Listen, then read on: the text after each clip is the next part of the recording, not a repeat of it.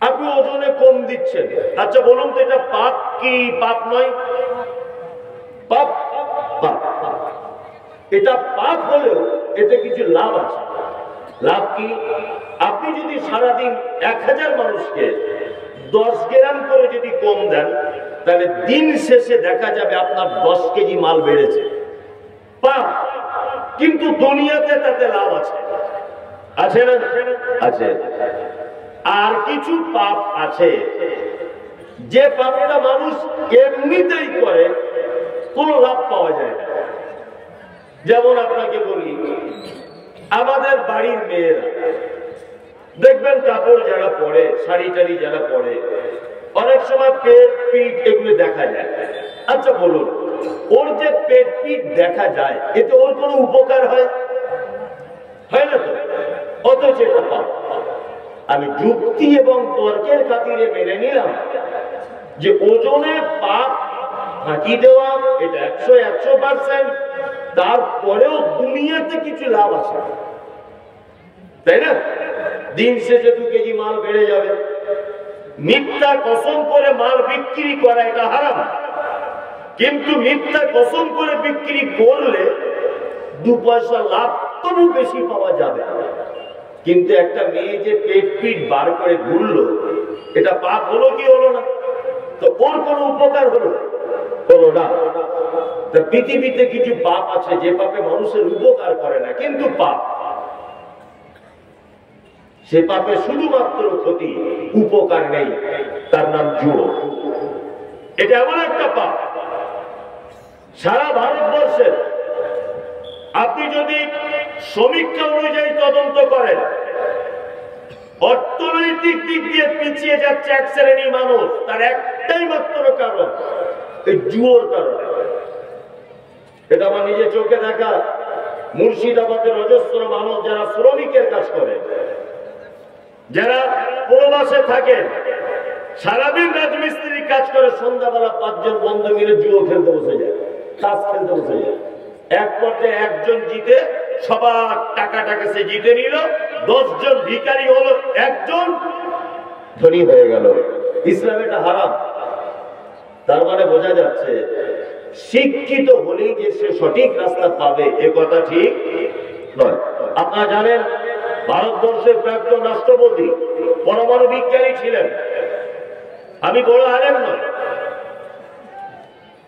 তবে তথ্যগুলো আমার জোগাড় করতে পেরেছে। পরমাণু বিজ্ঞানী ছিলেন, এত বড় তিনি বিজ্ঞানী ছিলেন যে ওনার সমকক্ষ বিজ্ঞানী আজও সারা পৃথিবীতে জন্ম হয়নি।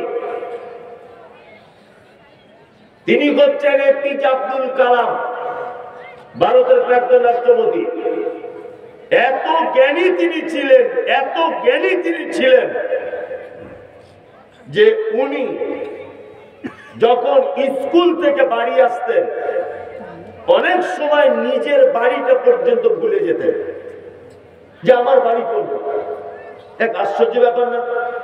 স্কুল থেকে বাড়ি আসতেন, মাস্টার বই দিয়েছেন, উনি পড়া মুখস্থ করতে করতে, ওইটা চিন্তা ভাবনা করতে করতে আসছেন, ওনার বাড়ি দক্ষিণ পাড়াতে, উনি ভুল করে উত্তর পাড়ায় চলে গেছেন। ওনার জীবনীতে একটা গল্প লেখা হয়েছে। কিন্তু দুর্ভাগ্য একটা যে উনি কোনোদিন পবিত্র আল কোরআনটা অধ্যয়ন করার সময় পাননি। তিনি প্রতিদিন গীতা পাঠ করতেন। কি বললাম বুঝলেন? সঠিক রাস্তা পাইনি। আপনাকে আমি বলতে চাইছি, সারা পৃথিবীতে একটা মানুষ জ্ঞানী হওয়ার জন্য বা সঠিক রাস্তা পাওয়ার জন্য যত পদ্ধতি আমরা অবলম্বন করি, তার কোনো পদ্ধতিটাই ঠিক নয়। একটা পদ্ধতির সংস্পর্শে যতদিন না পর্যন্ত আমরা আসতে না পারবো, তার নাম কে? আল কোরআন। শুধু এই নয়, এর একটা দৃষ্টান্ত আছে। আমি যদি ঐতিহাসিক প্রেক্ষাপট থেকে বক্তব্য যদি রাখি, যদি এটা ঝাড়খণ্ড, জানি না আপনারা ইতিহাস সম্পর্কে কতটা কি জানেন। সারা পৃথিবীতে মুসলিমরা অপমানিত, লাঞ্ছিত, হেয় প্রতিপন্ন, তার একটাই কারণ, শুধুমাত্র এই জিনিসটাকে ছেড়ে দেওয়ার কারণ। কি বললাম বুঝলেন? এই জিনিসটা ছেড়ে দেওয়ার কারণে। আপনারা জানেন 500 বছরের ঐতিহ্য মুসলিমদের, 500 বছরের বাবরি মসজিদ হাতছাড়া হয়ে গেছে, গেছে কি যায়নি? রাম মন্দির উদ্বোধন হয়েছে 22শে জানুয়ারিতে। আর কলকাতার রানী রাসমণি রোডে এই বক্তব্য দিতে গিয়ে বলেছিলাম কলকাতাতে ডাক্তার আদেশান ব্রহ্মচারীকে, যে ডাক্তার বাবু আপনি যে বলছেন যে এখানে রামের জন্ম হয়েছিল আর মুসলমানরা সেই রামের মন্দির ভেঙে মসজিদ দখল করেছে এবং মসজিদ বানিয়েছে, উনি বক্তব্য রাখছেন। আমি বললাম এই কথা যে আপনি বললেন এটা 100% মিথ্যা কথা। তো বলছে কেন? সারা পৃথিবী বলছে যে রাম মন্দির ভেঙে মুসলমানরা মসজিদ করেছে, আর আপনি একটা সাধারণ মানুষ বলছে মিথ্যা কথা। যুক্তি তো মিথ্যা। এটা আশ্চর্য ব্যাপার। বলছে রামের জন্ম হয়েছে মন্দিরের ভিতরে, রাম মন্দিরের ভিতরে। আপনাদেরকে একটা প্রশ্ন আমি করছি, বুঝে উত্তরটা দেবেন। আপনাদের গ্রামের একটা মেয়ের পেটে বাচ্চা, মেয়েটা মুসলিম, আরো একটা মেয়ের পেটে বাচ্চা, মেয়েটা হিন্দু। আচ্ছা বলুন তো, মুসলিম মেয়েটার যখন বাচ্চা হওয়ার যন্ত্রণা শুরু হবে, সে হাসপাতালে যাবে না আপনাদের মসজিদের ভিতরে ঢুকবে? কোনটা? কেন মসজিদের ভিতরে ভালো জায়গায় গেলে অসুবিধা কি? না, মেয়েরা জানে যে আমি যখন বাচ্চা জন্ম দিব আমি অপবিত্র হয়ে যাব, আমার লজ্জাস্থান থেকে রক্ত বার হবে, আর এই পবিত্র জায়গায় এই নোংরা জিনিসটা রাখা যাবে না। মন্দির এটা পবিত্র জায়গা না অপবিত্র জায়গা? ওনার ধর্ম অনুযায়ী পবিত্র। আমার একটা প্রশ্ন, যে রামের মায়ের যখন বাচ্চা প্রসবের যন্ত্রণা শুরু হয়, রামের মা অন্য কোনো জায়গা পায়নি, মন্দিরের ভিতরে ঢুকেছিল রামকে জন্ম দিতে, আর দুনিয়ায় কোনো জায়গা পায়নি।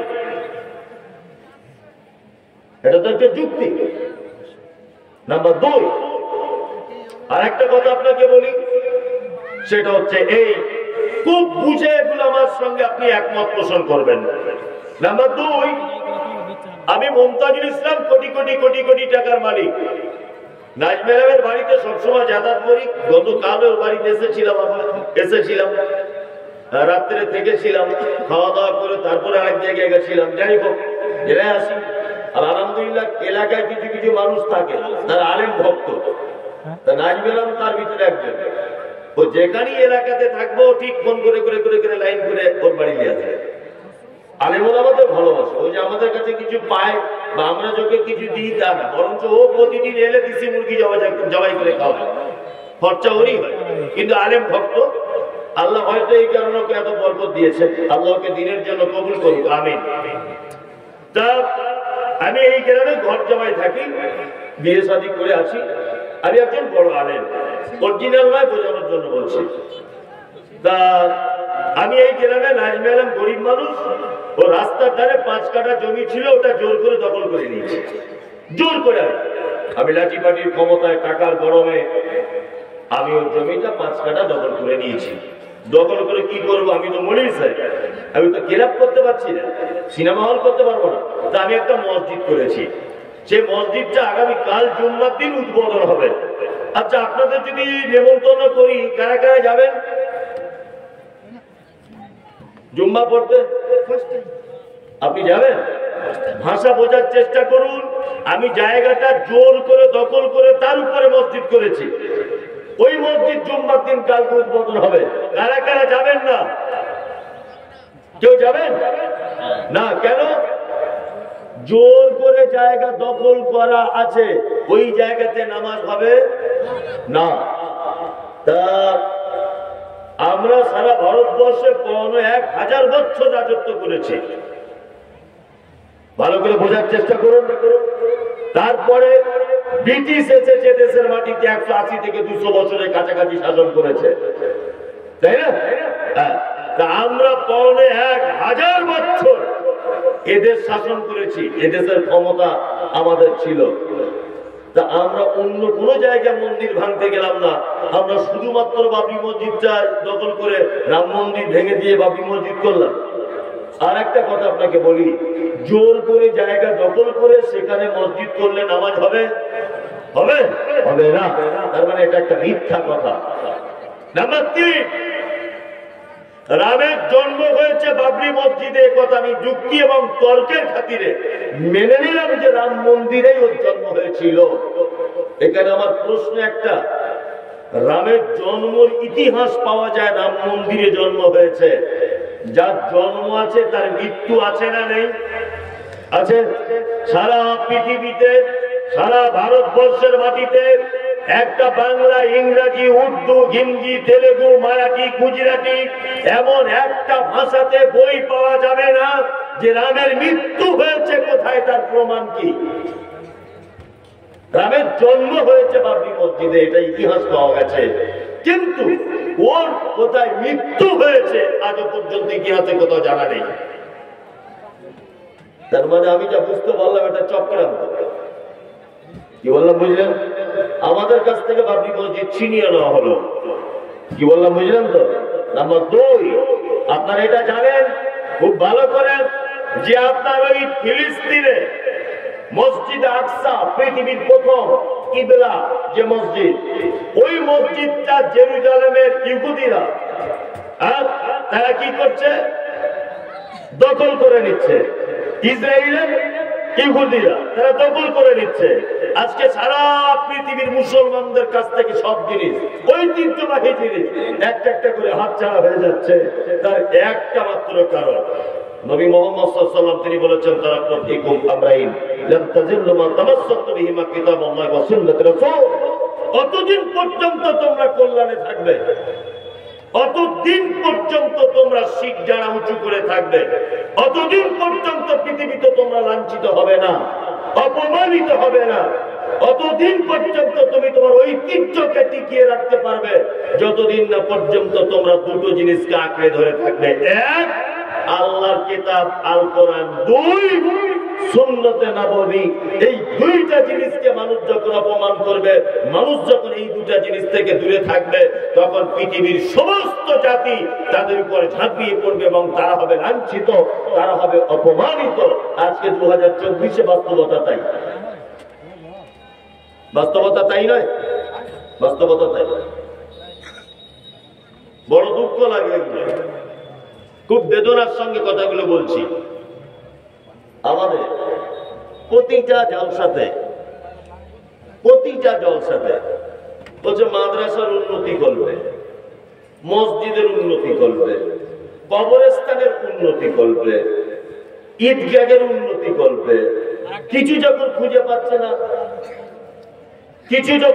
পাচ্ছে না, তখন বলছে ঈমানের উন্নতি করবে। খুঁজে পায় না তো কি করবে, তাই না? সব মসজিদে জলসা হচ্ছে সাহেব, কি না মার্বেল পাথর লাগাতে হবে, সব মসজিদে জলসা কি না দুতলা করতে হবে, সব মসজিদে জলসা কি না মসজিদ প্লাস্টার করতে হবে।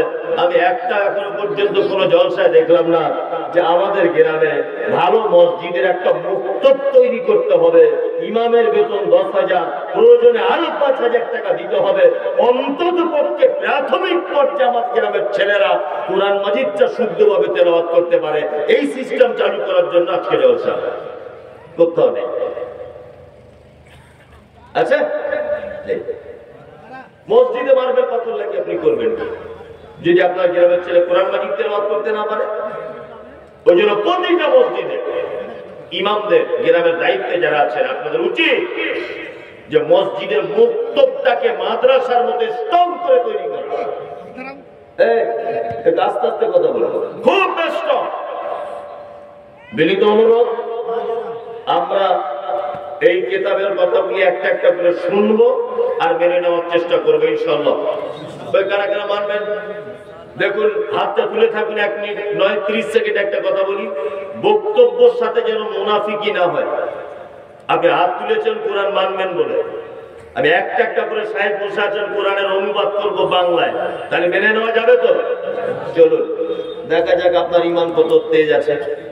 আপনি তো না বুঝেই হাত তুলে দিয়েছেন, জানেন না এর ভিতরে কি জ্ঞানাকল আছে, সেটা প্রথমে আপনার জানা উচিত ছিল। আল্লাহ কি বলতে চাইছে, তাই না? আমি বক্তব্য আজকে দুটো কথা বলে শেষ করে দিব। এক, পৃথিবী আমাদেরকে পাঠানো হয়েছে, আল্লাহ পাঠিয়েছেন পরীক্ষার জন্য। কি জন্য? পরীক্ষা। পরীক্ষার পাস এবং ফেল দুটো জিনিস থাকে, থাকে না? থাকে। তা নিশ্চয়ই আমাদের জন্য পাস ফেল আছে, আছে না? আছে। কেউ যদি পাস করে তার থাকার জায়গা জান্নাত, আর কেউ যদি ফেল করে তার থাকার জায়গা জাহান্নাম, তাই না? এবার আপনাকে বলছি, পাসেরও আবার কোয়ালিটি আছে, ফেলেরও কোয়ালিটি আছে। পাসের কোয়ালিটি কেমন বোঝার চেষ্টা করুন, আমি খুব বাচ্চা ছেলের মতো বোঝাচ্ছি আপনাকে। পাসের কোয়ালিটি দেখবেন, কেউ যদি শুধু মাধ্যমিক পাস করে সে কি করবে? ও টোটো চালাবে, মাধ্যমিক পাসে তার চাকরি নেই। আচ্ছা, কেউ যদি এমবিবিএস ডাক্তারি পাস করে, অনেক দাম, 4টে রুগী দেখবে, 5টা গ্যাসের ট্যাবলেট লিখে দেবে, 2500 টাকা ফি, তাই না? জি। আর কেউ ফেল করে 2-4 নম্বরের জন্য ফেল, আবার কেউ 2-4 নাম্বারও পায়নি ফেল। এই দুটো ফেল এক না আলাদা? আলাদা। ও পাশের কাছাকাছি, আরে একেবারে ওর মাথাতে গোবর, কিছুই নাই। এইবার আপনাকে আমি একটা কথা বলি, ঠিক তেমন আল্লাহ সুবহানাহু ওয়া তাআলা পাস যারা করবে তারা জান্নাতে থাকবে, কিন্তু জান্নাতের একটা কোয়ালিটি মেনটেন করেছেন। সব লোক সব জান্নাতে যেতে পারবে না। একটা ট্রেন পাকুড় স্টেশন থেকে ছাড়বে, দিল্লি যাবে, আপনি টিকিট কেটেছেন 300 টাকা দিয়ে, ওটার নাম চালু টিকিট, মানে চালু কম্পার্টমেন্ট, জেনারেল কম্পার্টমেন্ট। জেনারেল মানে যে বগিতে আপনি উঠবেন, কেউ বাথরুম ঘরে শুয়ে আছে, কেউ কারুর ঘাড়ের উপরে মাথা, কেউ কারুর পেটের উপরে পা দিয়ে আছে, তাই না? পায়খানা লাগলেও ঢুকতে পারবেন না, তার ভিতরে 3 জন বসে আছে। 300 টাকা টিকিট। কেউ যদি 500 টাকা দিয়ে কাটে রিজার্ভেশন, সে কনফার্ম সিটে বসে যাবে। কেউ যদি ওই একই গাড়িতে টিকিট কাটে 1000 টাকা, ওই এসিতে করে যাবে, তাই না?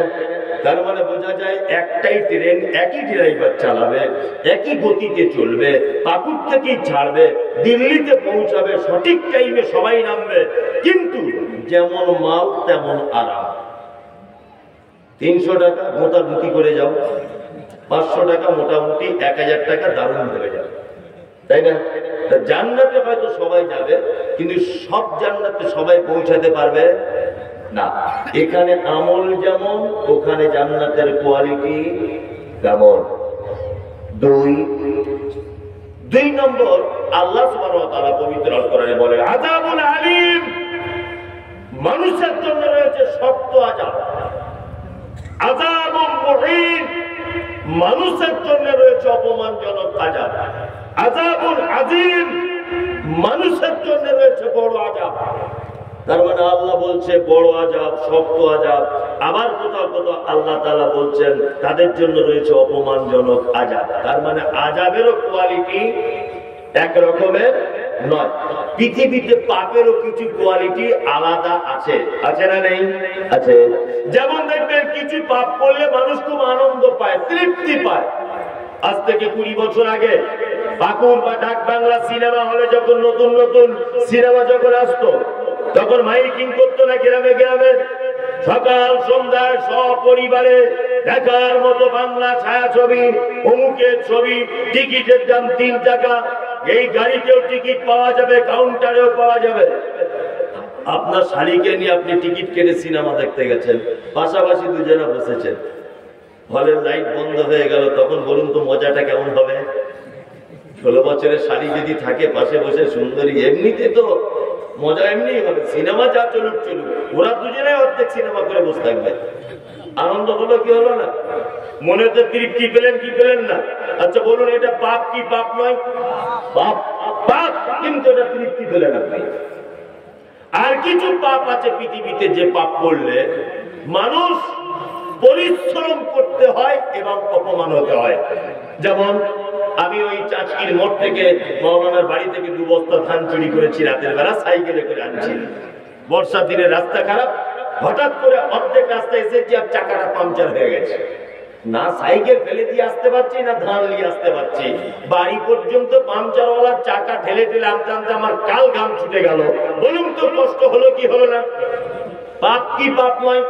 পাপ, পাপ। তার মানে এখানে পাপের যেমন কোয়ালিটি ওখানে আযাবের তেমন কোয়ালিটি, এখানে ভালো কাজের যেমন কোয়ালিটি ওখানে জান্নাতের তেমন কোয়ালিটি। চলুন, জান্নাতের মধ্যে শ্রেষ্ঠ জান্নাত মুহাম্মদ সাল্লাল্লাহু আলাইহি ওয়াসাল্লাম তিনি বলেছেন, তোমরা যখন আল্লাহর দরবারে জান্নাত চাইবে, কোন জান্নাত? কোন জান্নাত? জলসা দিতে খায় দেয়, আর গরুর গোস্ত খায়, আর মুসলমানি করে দিয়েছে, এছাড়াও কিছুই বুঝে না। কোন জান্নাত চাওয়ার কথা বলা হয়েছে? ফেরদাউস। কোন জান্নাত? ফেরদাউস। এটা হচ্ছে জান্নাতের উচ্চ রঙের জান্নাত, মানে ট্রেনের এসি বগির মতো। কি বললাম বুঝলেন? এই জান্নাতে সবাই চান্স পাবে না, আপনারা যারা বসে আছেন যাতে চান্স পান, আমি সেই লাইনটা করে দিয়ে যাচ্ছি। আল্লাহ সুবহানাহু ওয়া তাআলা পবিত্র আল কোরআনে ফেরদাউসে কারা কারা থাকবে একদম খাস করে দিয়েছেন, নির্দিষ্ট করে দিয়েছেন। এই এই লোক ছাড়া ফেরদাউসে কারো চান্স নেই। কোরআন থেকে এবার একটা একটা করে বলছি, শুনতে থাকুন। আল্লাহ বলছেন, আফলাকাল মুমিনুন, নিশ্চয়ই মুমিনরা সফলতা পেয়েই গেছে, পাবে কথা বলছেন আল্লাহ। আল্লাহ কি বলছে? পেয়ে গেছে। যারা মুমিন তারা সফলতা পেয়ে গেছে। মুমিন কারা? আল্লাহ বলেন, ইন্নামাল মুমিনুনা আল্লাযীনা ইযা যুকিরাল্লাহু ওয়াজিলাত কুলুবুহুম ওয়া ইযা তুলিয়াত আলাইহিম আয়াতুহু যাদাতুহুম ঈমানা ওয়া আলা রাব্বিহিম ইয়াতাওয়াক্কালুন। আল্লাহ বলে, মুমিন তারা যারা পাপ করে, অন্যায় করে, যাদের ভিতরে ভুল ত্রুটি থাকে, কিন্তু আমার কথা মনে পেয়ে গেলে তারা ভয়ে থরথর করে কাঁপে। এটা হচ্ছে মুমিনের এক নম্বরের গুণ। মুমিনের দ্বিতীয় গুণ আল্লাহ বলে, আয়াতুহু যাদাতুহুম ঈমানা। দ্বিতীয় গুণ মুমিনের, তার সামনে কোরআনের আয়াত তেলাওয়াত হলে তার ঈমান কি হয়? বেড়ে যায়। কোরআন তেলাওয়াত শুনলে ঈমান বাড়ে? বাড়ে না। আমাদের মসজিদে যখন ইমাম ঠিক করা হয় তখন প্রথমেই প্রশ্ন, বেতন কত নিবা? দিবেন ৬,০০০। না না, তাহলে আমরা রাখতে পারছি না। পরের জন্য আর একজন হলো, বেতন কত? ৬,৫০০ দিবেন। বলছে আগে তো ৬,০০০ বলে গেছে একজন, তাহলে করে বুঝবেন। তারপরের জন্য একজন হলো, কত নিবেন? ৭,০০০। তখন বলছে না, ৬,০০০ টাকাই রাখ, ও কোরআন পড়তে পারুক আর না পারুক, ওকে ইমাম নির্বাচন কর। সত্যি কোরআন পড়লে ইমান বাড়ে, এটা আপনাদের বিশ্বাস হয়? তার একটা জ্বলন্ত প্রমাণ আপনাকে আমি দিচ্ছি।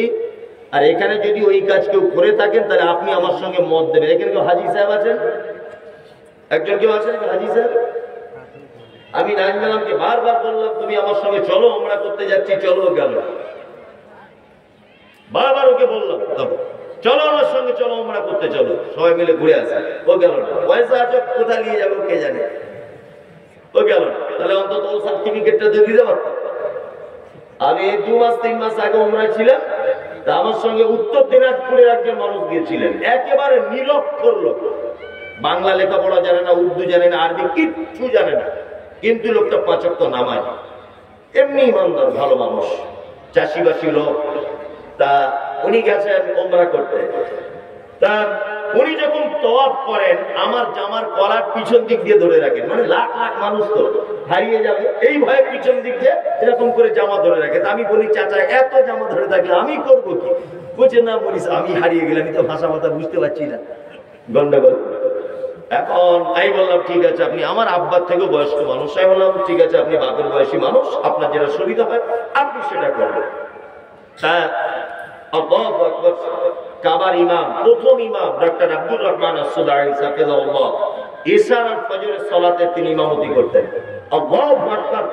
ওনার একটা কোরআনের আয়াত শুনলে মনে হবে যে 5 লক্ষ টাকা খরচা করে যে হজ করতে এসেছি, একটা আয়াতই টাকা শোধ।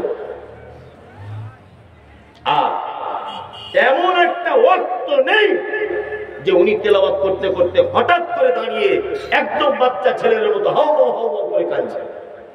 যখন জাহান্নামের আয়াতগুলো চলে আসছে, একা একাই কাঁদছেন। Ethiopia, Tanzania, German, Japan, France, পৃথিবীর যে যে দেশ থেকে এসেছে ওনার তেলাওয়াত শুনে সব বাচ্চা ছেলের মতো কাঁদছেন। এশার নামাজ পড়তে দাঁড়ালাম,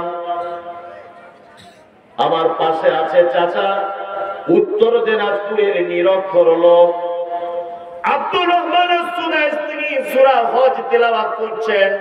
ইয়াউমা তারাউনাহা তাযহালু কুল্লু মুরজিআতিন আম্মা আরজাআত ওয়া তাযাউ কুল্লু যাতি হামলিন হামলাহা ওয়া তারান নাসা সুকারা ওয়া মা হুম বিসুকারা ওয়ালাকিন্না আযাবাল্লাহি শাদীদ।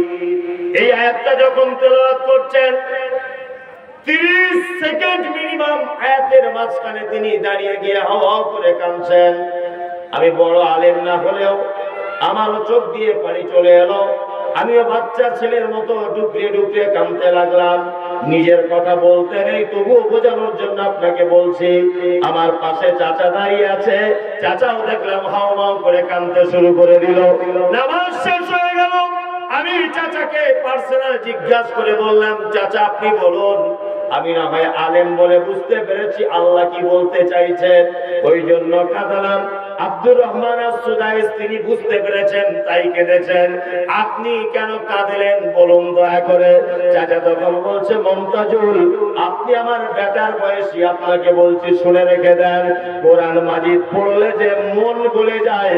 আমি আজকে 50 বছরের নামাজি, জীবনে কোনোদিন এমন হয়নি, কিন্তু আমি কাবায় এসে যত ওয়াক্তের নামাজ পড়েছি প্রত্যেক ওয়াক্তে আমার চোখ দিয়ে পানি চলে এসেছে। আমি তখন মনে মনে ভাবলাম, আল্লাহ তুমি বলেছো আয়াতুহু যাদাতুহুম ঈমানা। মুমিন তো তারাই যাদের সামনে কোরআন তেলাওয়াত করা হয়, আর কোরআন তেলাওয়াত করলে তাদের ঈমান গলে গলে আস্তে আস্তে তাদের চোখ দিয়ে পানি বার হয়ে যায়।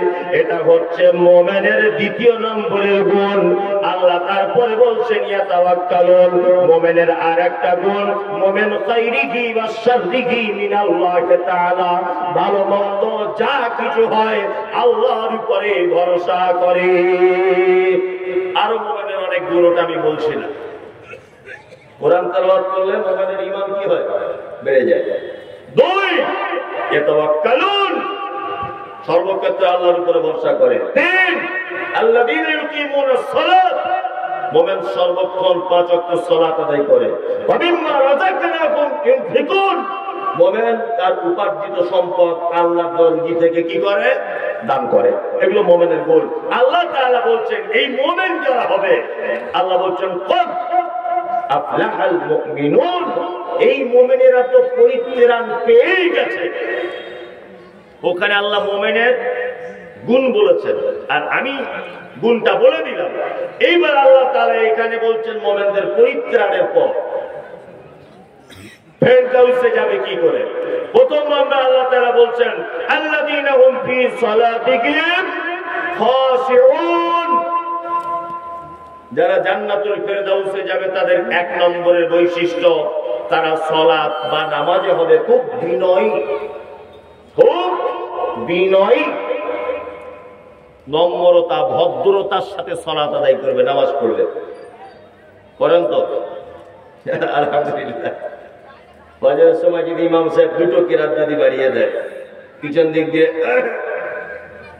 বলো বলতে চাই যে একটু শর্ট করো, মাঠে কাজ আছে, সকাল সকাল যেতে হবে, এরকম ব্যবস্থা চল। আমাদের অবস্থায় কি অবস্থা নয়? এই আপনাদের উমরপুর জানে? উমরপুর মঙ্গলজন বলে একটা গ্রাম আছে, মঙ্গলজন। অবস্থা বলছি, আমার ড্রাইভারও সাক্ষী আছে। গত বছর আসরের নামাজের আমি ইমামতি করছিলাম, ওখানে রাস্তাতে গাড়ি দাঁড় করিয়ে নামাজ পড়ছি রোডের ধারেই। তা ইমামতি করছি, আল্লাহু আকবার। একজন বিহারি মানুষ, ওনার ভাষা থেকে বুঝলাম, উনি বাজারে কিছু কাজে হতে এসেছিলেন, কাজে উনি মসজিদে নামাজ পড়তে ঢুকেছেন। এখন ওনার ফোন বাজছে, একবার ফোনটা কেটে দিলেন, পকেটে ভরে দিলেন, আবার ক্রিক ক্রিক ক্রিক করে বাজছে। তো উনি নামাজে হাত বেঁধে বলছে বাদ মে কাল কিজিয়ে, আবি হাম নামাজ মে খড়ে হ্যায়। নামাজ পড়তে পড়তে বলছে, আল্লাহর কসমে কথা, উনি নামাজ পড়তে বলছে বারবার ফোন কিজিয়ে, আবি হাম নামাজ মে খড়ে। মনে মনে বলছি এ যা রাগিল, যদি নামাজের ভিতরে না হতো তাহলে বাইরে বলে মনে হয় ওর মা পুরো উদ্ধার করে দিত। কি বললাম বুঝলেন না? এই হচ্ছে আমাদের নামাজের অবস্থা। আল্লাহ সুবহানাহু ওয়া তাআলা সৌন্দর্য এটাকে পছন্দ করে কি করে না? করে। আচ্ছা, এবার আপনাদেরকে একটা কথা বলে বোঝানোর চেষ্টা করছি, একটা মানুষ কতটা ভদ্র বাহ্যিক দৃষ্টিতে কি দেখলে বোঝা যায় জানা আছে? নেই। সভাপতি সাহেব বসে আছেন, আলহামদুলিল্লাহ যোগ্য মানুষ।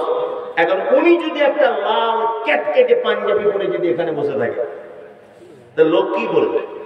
যে এত দামি মানুষ আর এই ওনার পছন্দ, বলবে কি বলবেন? তাহলে ওনার জন্য লাল ক্যাটকেটে কালারটা মানানসই নয়, ওনার জন্য এইরকম কালার নরমাল সাদা বা অন্য কোনো ভদ্র কালার ওনার জন্যই বেটার, তাই না? জি, উনি যে মোটরসাইকেল চেপে এসেছেন, এই মোটরসাইকেলের চাকাতে ফটকে ছেলেদের মতো 4-5টা লাইট লাগানো, যখন স্টার্ট দিচ্ছে চারদিকে পিক পাক করে লাইট জ্বলছে। ভালো করে বুঝবেন, এই লাইটওয়ালা গাড়িটা যদি দেখে কেউ উনি চালাচ্ছেন বা উনি ড্রাইভার, ওনার গাড়ি, তো উনি যে ভদ্র মানুষ, উচিতশীল, এটা মানুষের ধারণা থাকবে না। তার মানে বোঝা যাবে যে ভদ্র মানুষ নয়। নম্বর এবং ভদ্র মানুষের রুচি, মানুষের চোখের পছন্দ, আর মানুষের ড্রেসপত্র, মানুষের যানবাহন, গাড়ি বাড়ি, এটা দেখলে অনেকটা বোঝা যায় লোকটা কতটা নম্র এবং কতটা ভদ্র, তাই না? আমরা যারা মসজিদে 5 ওয়াক্ত নামাজ পড়ি, আপনি পাকুড়ে যাবেন থানায় বড়বাবুর সঙ্গে দেখা করতে, তখন শোকেস থেকে পাঞ্জাবি বার করে, জামা বার করে আপনি যান দেখা করতে। আপনি যখন কোনো অফিস আদালতে যান, কাজে বাজে যান, ফক্স সেন মেরে জিন্স প্যান্ট বাক্স থেকে বার করে পড়ে যান, আপনাকেই দেখতে পাওয়া যায়। আবার যখন মুয়াজ্জিন মসজিদে আজান দেয়, সব থেকে নোংরা ছেঁড়া কাপড় পরে আপনি মসজিদে ঢোকেন, আপনাকে দেখে মনে হয় লালগোলার ভিখারি ঢুকছে ভিক করতে, অনেকটা এরকম মনে হয়। আপনার গায়ের গন্ধ, আপনি মসজিদে যখন যান তখন ভালো জামা ব্যবহার করেন না, তখন গায়ে একটু আতর লাগান না, তখন একটু পরিষ্কার পরিচ্ছন্ন করে যান না। অথচ আপনি পৃথিবীর অন্য কোন জায়গায় যখন যাচ্ছেন, তখন ড্রেসপত্রকে উন্নত মানের, তাই না? আর মসজিদের নামাজ পড়ার পরেই কিছু মানুষের অভ্যাস আছে, কাতারে 1 মিনিটও বসে না, সঙ্গে সঙ্গে পিছনে হটে এসে বসে, হটে এসে বসি চুপচাপ করে কোন রকম সুন্নত করে চলে যায়। ও এমন ভাব দেখায় মনে হচ্ছে দুবাই যাবে, প্লেনের টিকিট কাটা আছে। ভালো করে বুঝবেন। আর নয় 4-5 কোটি টাকা লস হয়ে যাচ্ছে, মসজিদ ওই জন্য পাছাটা বসছেন, মানে এত ব্যস্ততা দেখাচ্ছে আর কি। অথচ সুন্নত না পড়ে চাচকির মোড়ে চায়ের দোকানে বসে বসে পরনিন্দা গীবতে ব্যস্ত। বাস্তব বলছি না অবাস্তব? আল্লাহ তাআলা বলছেন সালাওয়াতিহিম তুহাফিজুন আল্লাযীনা হুম সালাতিহিম খাশিউন, যারা তাদের নামাজে খুব বিনয়ী। এই যে শীতকাল, এগুলো বোঝার চেষ্টা করি। শীতকাল আমরা অজু করি না, অজু কেমন চটপট ঝটপট করি, কোন রকম মুছে দিয়ে চলে গেলাম। কারণ দেখবেন এদিকে ভিজা শুকনা, এই জায়গাটা একটু শুকনা আছে, মানে কতটা জ্যাকেট তুলতে পারিনি, কোন রকম চালিয়ে দিয়ে চলে এসছে। আচ্ছা, এবার আপনাকে একটা জিনিস বুঝাই। মানুষ ততক্ষণ পর্যন্ত কোন জিনিসকে মূল্য দেয় না যতক্ষণ না পর্যন্ত মানুষ তার যে কতটা পাওয়া, তার যে কতটা ক্ষমতা, এইটা বুঝতে যতক্ষণ না পারবে ততক্ষণ তাকে সম্মান দেবে না। এখন নাজবেলাম একটা বড় পুলিশ অফিসার ধরে নেন, তা ও সাইকেল চালিয়ে আসছে, তা আমার মোটর সাইকেলের সাথে ধাক্কা মেরে দিয়েছে কোনো একটা কারণে। আমি সাইকেল নিয়ে যাচ্ছি, ও মোটর সাইকেলে আমার গাড়িতে ধাক্কা মেরেছে। তা ও এমনি সাধারণ জামা প্যান্ট পরে আছে, তা আমি ওকে চিনি না। তার সাইকেল থেকে উঠে বলছে, জানিস স্যার আমি এই এলাকার কে, তোকে কি করতে পারি, তুই আমার সাইকেলে ধাক্কা মারলি। অনেক কথাবার্তা ওকে গালাগালি করছে, ওকে চিনি না। ও তখন তার বুক পকেট থেকে আই কার্ডটা বার করে দিয়ে বলছে, তুই আমাকে চিনিস? আমি পাকুড় থানার বড় বাবু।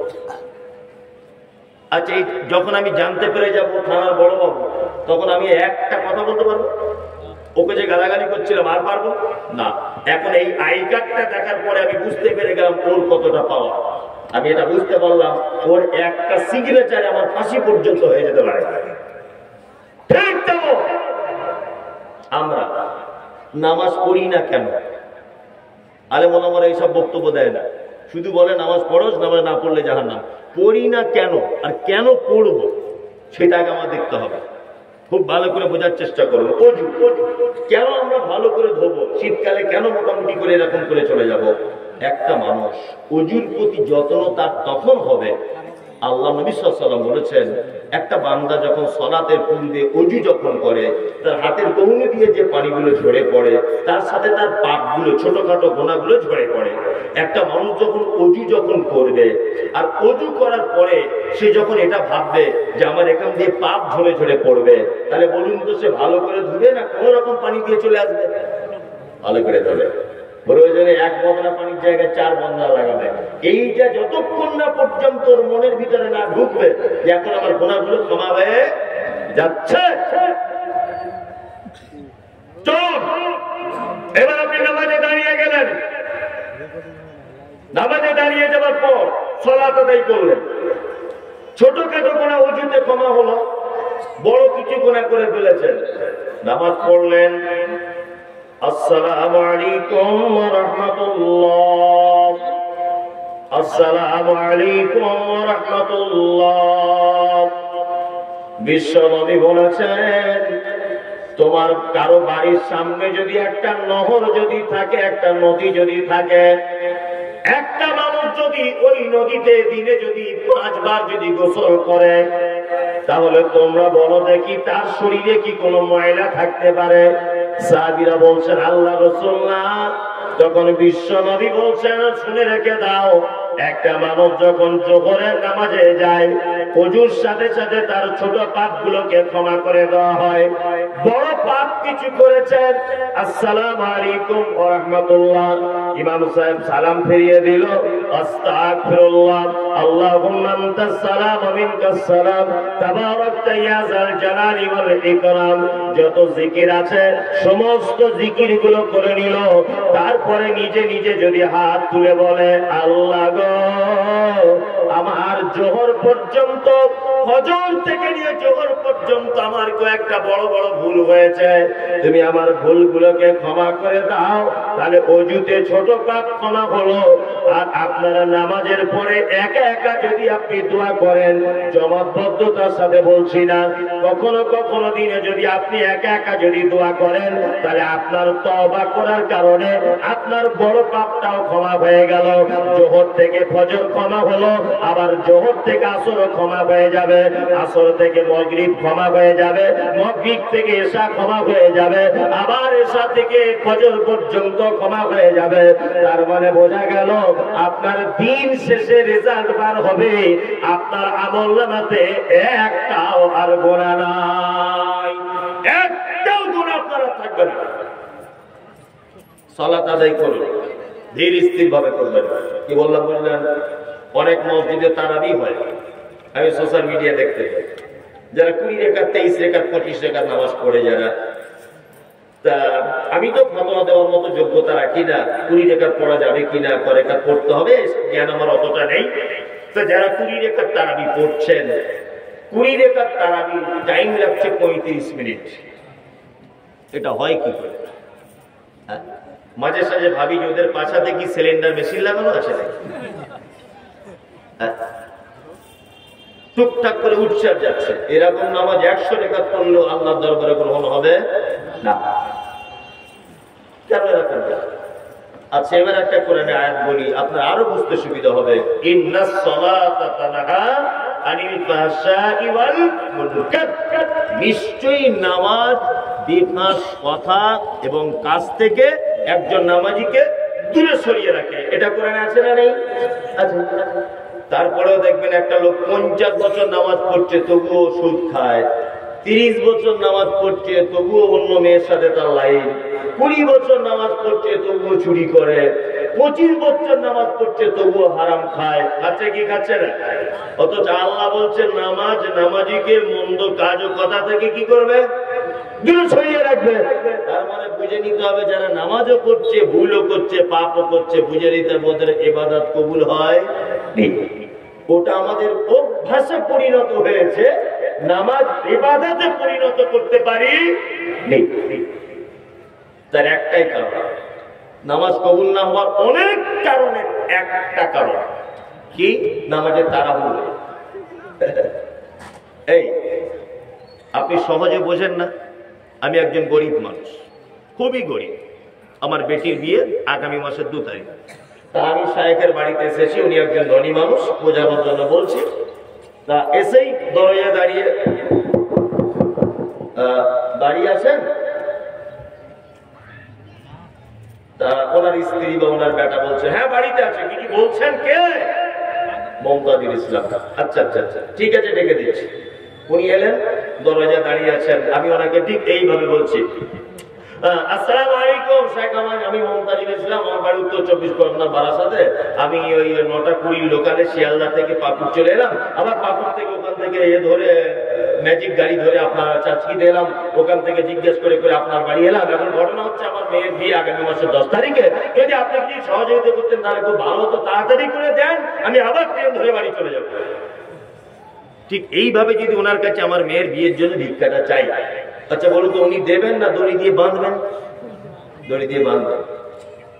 কোথা থেকে চিটাবে? বলবে না? বলবে। তাহলে আমি যদি ওনার কাছে ভিক্ষা চাই, কিভাবে চাইতে হবে? আসসালামু আলাইকুম, আপনি ওই অমুক সাহেব, আমি এসেছি বহু দূর থেকে, সেই চাচকি জলসা এসেছিলাম, আপনার সঙ্গে দেখা হয়েছিল। মাওলানা বলতে লজ্জা লাগছে, খুব বিপদে পড়েছি, আমার মেয়ের বিয়ে আগামী মাসের 10 তারিখ। যদি কিছু দিয়ে সহযোগিতা করতেন খুব ভালো হতো। 10 টাকা চাইলে উনি 2 টাকা দেবে, তাই না? তার মানে চাওয়ার মধ্যে একটা ভদ্রতা থাকতে হবে, থাকতে হবে না? চলো আমরা নামাজে কি বলি? ইহদিনাস সিরাতাল মুস্তাকিম। সূরা ফাতিহায় বলি না? বাংলা মানে আল্লাহ তুমি আমাকে সহজ পথ দেখাও। সিরাতাল্লাযীনা আন'আমতা আলাইহিম, তাদের পথের প্রতীক আমাকে তুমি করো যাদেরকে তুমি পুরস্কারিত করেছো। আর ওদের পথ দেখিও না যাদের প্রতি তুমি অখুশি, যাদের প্রতি অরাজি, যাদের উপরে তুমি অভিসম্পদ করেছো, যারা গোমরাহির ভিতরে, তুমি তাদের পথ আমাদেরকে দেখিও না। এইগুলো আমরা করি কি করি না? করি। ইহদিনাস সিরাতাল মুস্তাকিম, আল্লাহ সহজ পথ দেখাও, সহজ পথ দেখাও, বলি না? বলি। কিন্তু আমাদের বলার ধরনটা কেমন? ঠিক এইভাবে সুন্নত করতে গেলে এইভাবে আল্লাহু আকবার, আল্লাহু আকবার, বিসমিল্লাহ, আলহামদুলিল্লাহ, আল্লাহু আকবার। একদিনে নামাজ কবুল হবে না, এক ওয়াক্তে নামাজ কবুল হবে না। তুমি ভিক্ষা চাইছো আল্লাহর কাছে, ইহদিনাস সিরাতাল মুস্তাকিম, আল্লাহ তুমি একটু আমাকে সহজ রাস্তা দেখাও। এই ভিক্ষা চাওয়াটা ভদ্রতার সঙ্গে চাওয়া লাগবে না আমি প্রথমবারে যেমন করে চেয়েছিলাম তেমন করে চাওয়া লাগবে? ভদ্রতার সাথে। অন্তত পক্ষে হাদিস অনুযায়ী 7টা আয়াত 7 নিঃশ্বাসে তেলাওয়াত করবেন। কি বললাম বুঝলেন? ঠিক এইভাবে আলহামদুলিল্লাহি রাব্বিল আলামিন, আর রহমানির রহিম, মালিকি ইয়াউমিদ্দিন, ইয়্যাকা না'বুদু ওয়া ইয়্যাকা নাস্তাঈন, ইহদিনাস সিরাতাল মুস্তাকিম। 7টা শেষ করে দেবেন। ভদ্রতার সাথে তেলাওয়াত না করলে সালাত কবুল হবে না। আমাদের সালাত কবুল হচ্ছে না এই অভদ্রতার কারণে। কি বললাম বুঝলেন? রুকুতে গিয়ে তাড়াতাড়ি করে ওঠেন কেন? সেজদায় গিয়ে আপনি তাড়াতাড়ি ওঠেন কেন? আজকে থেকে আর উঠতে পারবেন না। অসজুদ ওয়াক্তারিব। আল্লাহ সুবহানাহু ওয়া তাআলা বলছেন, একটা বান্দা যখন সেজদায় যখন লুটিয়ে পড়ে তখন আমি আল্লাহ একেবারে তার কাছে আসি। আল্লাহ যখন আপনার কাছে চলে আসে, আপনি আল্লাহর কাছ থেকে ফেরত তাড়াতাড়ি করে আসার ইচ্ছা হয় কি করে আপনার? আচ্ছা বলুন, আপনি তো আল্লাহকে দেখেননি, দেখেছেন? দেখেননি। এখন হঠাৎ যদি এখানে আল্লাহ যদি চলে আসে, তা আপনি আল্লাহকে ছেড়ে যাবেন? যাবেন না? তার হাতেই